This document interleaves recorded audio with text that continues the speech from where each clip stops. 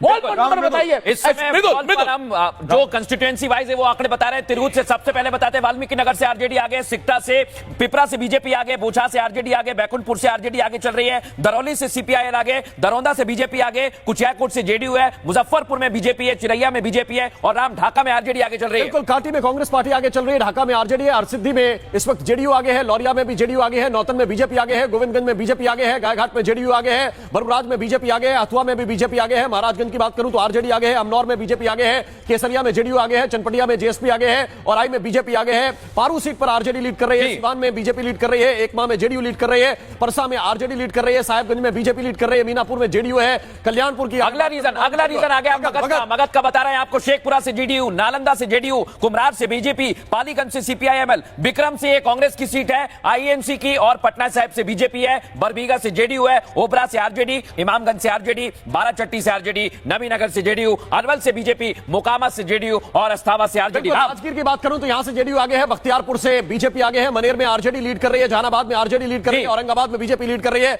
गया टाउन में BJP lead कर रही है, नवादा में जेडीयू लीड कर रही है, इस्लामपुर में आरजेडी लीड कर रही है, दीघा में बीजेपी है, फुलवारी में बीजेपी है, घोसी में बीजेपी है, रफीगंज में आरजेडी है, टिकारी में हम पार्टी लीड कर रही है और इसी तरह बात करूं तो हिलसा में जो मिथिलांचल आ गया राम।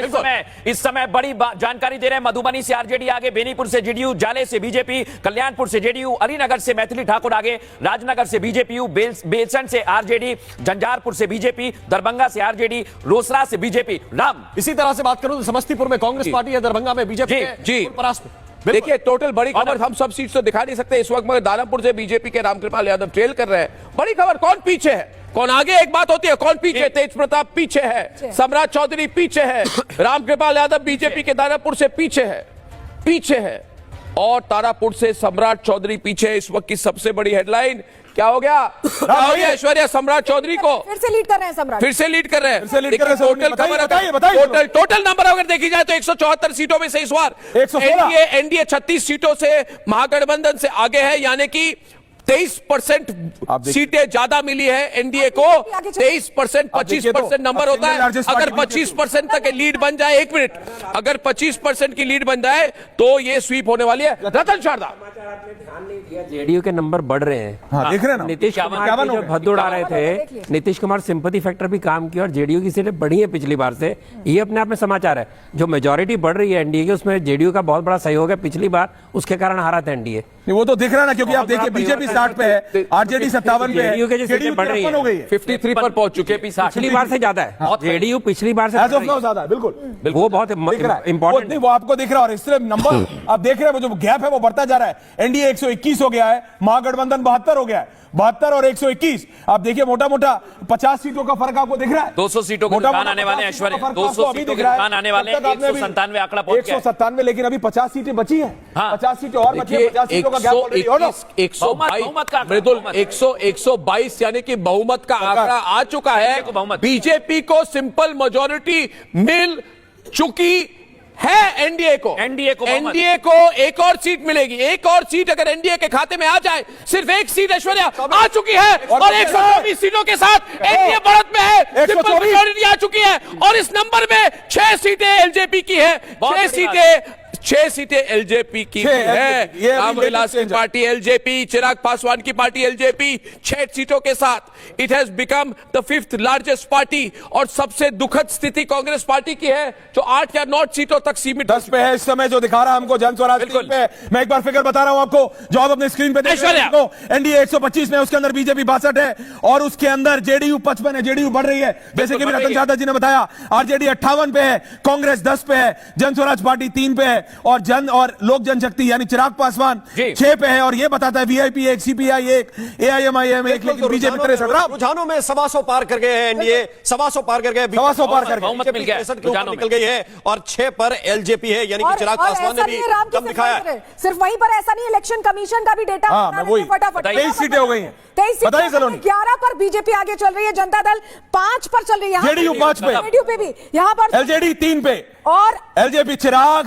पासवान 3 पे, कांग्रेस 2, आरजेडी 2। ये है इलेक्शन कमीशन का डेटा 23 का, दैट इज सर्टिफाइड डेटा, जिसके अंदर बीजेपी 11 पे है, जेडीयू 5 पे है, चिराग पासवान 3 पे है, कांग्रेस 2 पे है, आरजेडी 2 पे है। 23 सीट। दोबारा आपको बता रहा हूं सबसे बड़ी जानकारी है कि सिर्फ और सिर्फ 200 सीट के पार पहुंच गया है आंकड़ा, और अब 203 बाकी है। इधर बहुमत मिल गया है, बीजेपी 64 पे आ गई, लेकिन जेडीयू गजब की टक्कर दे रही है। 57। जेडीयू इस समय आरजेडी से आगे चली गई है। बड़ी खबर, आरजेडी 55 पे है और जेडीयू 57 पे आ गई। अर्नब, बहुत बढ़िया, बहुत बढ़िया। देखिए, वोट चोरी तो कांग्रेस पार्टी ने तेजस्वी की कर दी है।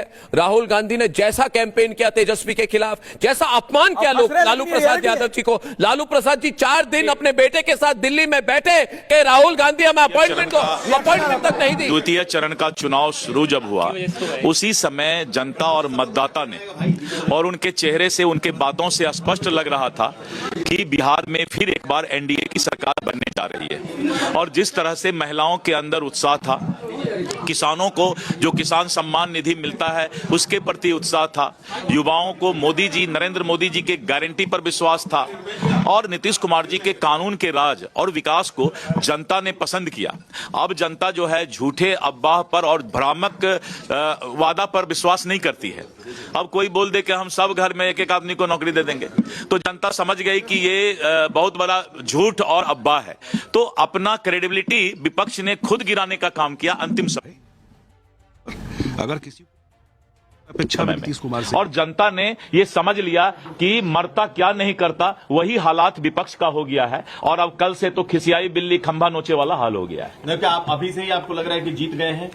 देखिए, जब तक अंतिम रिजल्ट नहीं आता है, तब तक हम वैसे नेता नहीं हैं कि अति उत्साहित और ख्याली पकाव वाली बात करेंगे। लेकिन जनता के मैंडेट पर हमें भरोसा है। कितना सीएम कौन रहेगा? कितना सीट आएगा? देखिए, सीट जो है अप्रत्याशित, नंबर बताइए। मैं बता रहा हूं कि जो सीट हमने सोचा है उससे भी ज्यादा अप्रत्याशित सीट आने की पूरी संभावना है। अब वो सीट नंबर, मैं कोई जादूगर नहीं हूं, ना कोई मैं भविष्य वक्ता हूं, और ना मैं कोई ऐसा नेता हूं कि गृह मंत्री जी ने सही कहा, उनको विश्वास है कि 160 का आंकड़ा जो है।